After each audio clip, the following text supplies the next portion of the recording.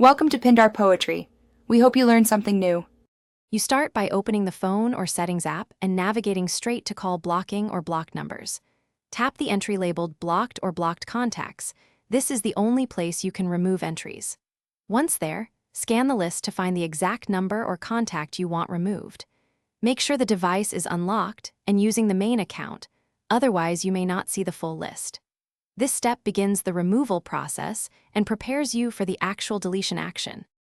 Once you've found the blocked entry, tap it to reveal options like remove, unblock, or delete. Choose unblock to restore calls and messages. Confirm the pop-up that asks you to verify. This is important because it finalizes the change. If the number was added through a carrier or third-party app, open that specific app and repeat the same selection and confirm steps. After confirmation, the contact is removed from the blocked list and will be able to reach you again. Finally, verify that removal worked by asking the person to call or text. Once done, you should see calls and messages come through. If nothing changes, reboot the device and recheck the blocked list. Sometimes the UI needs a restart to refresh. Make sure you remove the number from every blocking source, including apps and carrier controls, otherwise it will stay blocked. If it still won't unblock, contact your carrier for account-level blocks.